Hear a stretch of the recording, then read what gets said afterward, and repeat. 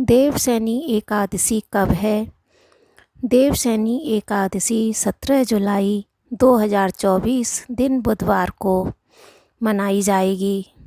देवशयनी एकादशी पर श्री हरि की उपासना करने से जीवन में सुख समृद्धि आती है और सभी कष्ट दूर हो जाते हैं। भगवान विष्णु 4 माह के लिए विश्राम के लिए चले जाते हैं और इन 4 महीनों में सभी प्रकार के मांगलिक कार्य जैसे विवाह, मुंडन, उपनयन, संस्कार, गृह प्रवेश आदि कार्य नहीं किए जाते हैं। देवशयनी एकादशी के दिन भगवान विष्णु 4 माह के लिए पाताल में राजा बलि के यहाँ योग निद्रा में निवास करते हैं और कार्तिक मास के शुक्ल पक्ष की एकादशी यानी देव उठनी एकादशी पर जागते हैं।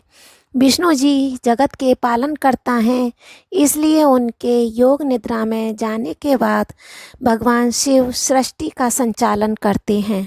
इस दौरान चातुर्मास के दौरान भगवान शिव, विष्णु जी, गणपति जी और माता दुर्गा जी की उपासना करनी चाहिए। इसकी साधना श्रेष्ठ मानी गई है। देवशयनी एकादशी की व्रत कथा इस प्रकार है। धर्मराज युधिष्ठिर बोले, हे भगवान, आषाढ़ माह के शुक्ल पक्ष की एकादशी का क्या नाम है और इस दिन किस देव की पूजा की जाती है और तथा उस पूजा की क्या विधि है, उसे मुझे विस्तार से बताइए। श्री कृष्ण भगवान बोले, हे राजन, यह समय नारद जी ने ब्रह्मा जी से यही प्रश्न पूछा। तब ब्रह्मा जी बोले कि हे नारद, इस एकादशी का नाम पद्मा है। इसका व्रत करने से भगवान विष्णु प्रसन्न होते हैं। मैं एक पौराणिक कथा कहता हूँ, उसे आप ध्यानपूर्वक सुनिए। सूर्यवंशी मानधाता नाम का एक राजर्षि था। एक समय उस राजा के राज्य में 3 वर्ष पर्यंत वर्षा नहीं हुई थी, जिस कारण राज्य में अकाल सूखा पड़ गया और प्रजा अन्न की कमी के कारण अत्यंत दुखी होने लगी। दुखी होकर प्रजा एक दिन राजा के पास जाकर प्रार्थना करने लगी, हे राजन, समस्त विश्व की सृष्टि का मुख्य कारण वर्षा है। इसी वर्षा के अभाव में राज्य में अकाल पड़ गया है और अकाल से प्रजा मर रही है। अतः हे राजन, आप कोई ऐसा उपाय बताइए जिससे हम लोगों का यह दुख दूर हो जाए। इस पर राजा मानधाता बोले कि आप लोग ठीक कह रहे हैं। वर्षा से ही अन्न उत्पन्न होता है। वर्षा न होने से आप लोग बहुत दुखी हैं, यह मैं जानता हूँ। राजा के पापों के कारण ही प्रजा को दुख और कष्ट भोगना पड़ता है। मैं बहुत सोच विचार कर कह रहा हूँ, फिर भी मुझे अपना कोई दोष नहीं दिखाई दे रहा है, परंतु मैं आप लोगों के दुख को दूर करने के लिए बहुत प्रयत्न कर रहा हूँ। ऐसा कहकर राजा मानधाता भगवान की पूजा कर कुछ मुख्य सहयोगियों के साथ लेकर वन में चले गए।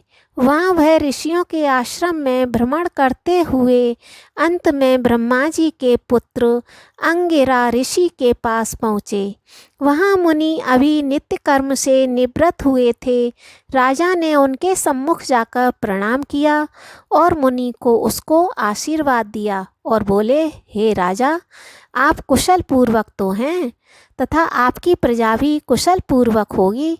आप इस स्थान पर कैसे आए हैं, कृपा करके बताइए। राजा बोला कि हे महर्षि, मेरे राज्य में 3 वर्ष से वर्षा नहीं हो रही है, जिस कारण राज्य में अकाल पड़ गया है और प्रजा अत्यंत कष्ट भोग रही है। प्रजा के कष्ट को दूर करने के लिए कोई उपाय बतलाइए। यह सब वृतांत सुनकर ऋषि बोले, हे राजन, यह सतयुग सभी युगों से श्रेष्ठ है। इसमें धर्म के चारों चरण सम्मिलित हैं, अर्थात इस युग में धर्म की सबसे अधिक उन्नति होती है। इस युग में ब्राह्मणों का तपस्या करना तथा वेद पढ़ना ही मुख्य अधिकार है, परंतु आपके राज्य में एक शूद्र इस युग में भी तपस्या कर रहा है। इस दोष के कारण आपके राज्य में वर्षा नहीं हो रही है।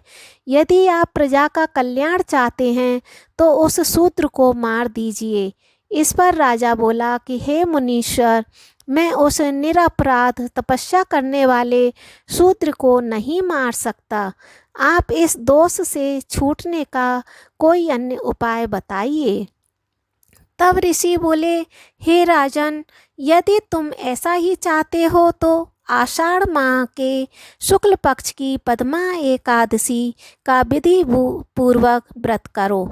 इस व्रत के प्रभाव से अवश्य ही आपके राज्य में वर्षा होगी और प्रजा सुख पाएगी, क्योंकि इस एकादशी का यह व्रत सभी सिद्धियों को प्रदान करने वाला है और समस्त उपद्रवों को शांत करने वाला है। इस एकादशी का व्रत तुम अपनी प्रजा, सेवक और मंत्रियों सहित करो। मुनि के वचनों को सुनकर राजा अपने नगर को वापस आ गया और उसने विधान से पद्मा एकादशी का व्रत किया।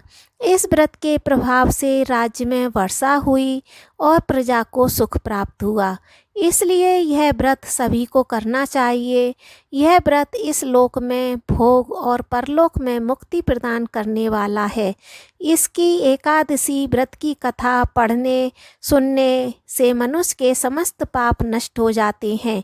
इस एकादशी को देवशयनी एकादशी भी कहते हैं और इस व्रत को करने से भगवान विष्णु प्रसन्न होते हैं और मोक्ष की प्राप्ति के लिए भी मनुष्यों को यह व्रत करना चाहिए।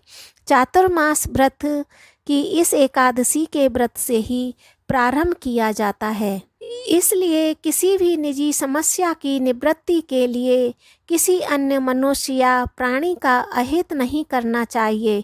अपनी शक्ति, बुद्धि और पराक्रम से भगवान में संपूर्ण श्रद्धा और आस्था रखकर संतों के कथा अनुसार सत्कर्म करने से बड़ी विपदाओं से छुटकारा मिल जाता है।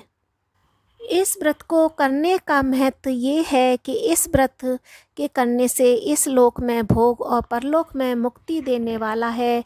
इसकी कथा पढ़ने सुनने वालों की पाप नष्ट होते हैं, मोक्ष की प्राप्ति होती है, आरोग्यता की प्राप्ति होती है, शत्रुओं का नाश होता है, उत्तम संतान की प्राप्ति होती है और मनुष्य के समस्त कष्ट और व्याधियों से मुक्ति प्रदान होती है।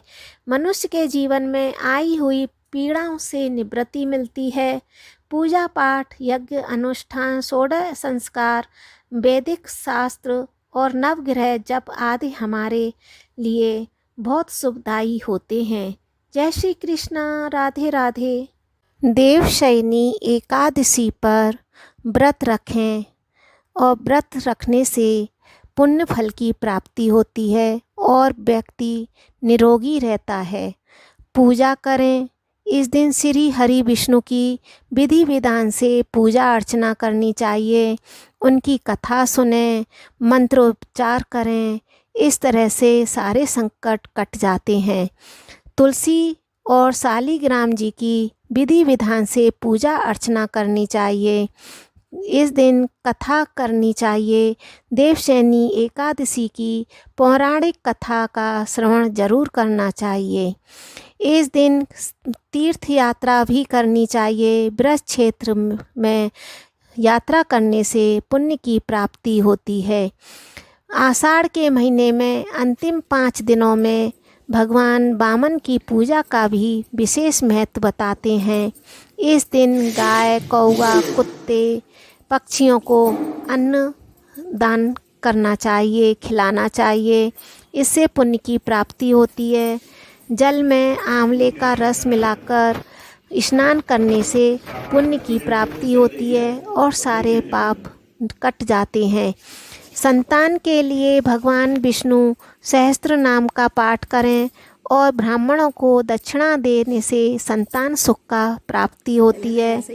श्री सूक्त का पाठ इस दिन जरूर करना चाहिए। इससे माता लक्ष्मी की कृपा प्राप्ति होती है। हमें देवउठनी एकादशी के दिन क्या नहीं करना चाहिए। एकादशी के दिन ब्रह्मचर्य व्रत का पालन करें और स्त्री संग करना वर्जित है। इससे मन में विकार उत्पन्न होते हैं, इसलिए प्रभु भक्ति में ध्यान भटकता है। मांस, मदिरा, लहसुन, प्याज, मसूर, गाजर, शलजम, चावल, गोभी, पालक, बैंगन आदि को नहीं खाना चाहिए। इस व्रत में ये सब खाना वर्जित माना गया है। मन में रजोगुण की प्रवृत्ति को बढ़ाता है।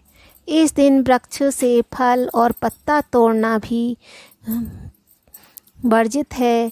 स्वयं गिरा हुआ पत्ता लेकर सेवन करें और एकादशी के दिन दातून पेस्ट करने की भी मनाही है। ये सब क्रियाएं एक दिन पहले कर लें। इस दिन लकड़ी की छाल दातून के लिए प्रयोग में लानी चाहिए। नींबू, जामुन, आम के पत्ते लेकर चबा लें और उंगली से कंठ साफ कर लें। इस न तो पानी की 12 बार कुल्ले कर लें, नहीं तो 12 बार पानी के कुल्ले कर लें। इस दिन क्रोध, हिंसा, जुआ, चोरी, परनिंदा, चुगली नहीं करें, क्योंकि ऐसा करने से मान सम्मान में कमी आती है और कई बार अपमानित भी होना पड़ता है। एकादशी ही नहीं, अन्य दिनों में भी इन बातों से बचने का प्रयास करना चाहिए। जय श्री कृष्णा। राधे राधे। खुश रहें, मस्त रहें। भगवान आपकी तरक्की करे, बिजनेस व्यापार में तरक्की हो। आपको हमारी यह वीडियो अच्छी लगी है, सब्सक्राइब कीजिए और अधिक से अधिक शेयर कीजिए, जिससे सभी इसका लाभ उठा सकें। और हमारा काम है भक्ति का प्रचार करना। जय श्री कृष्णा। राधे राधे।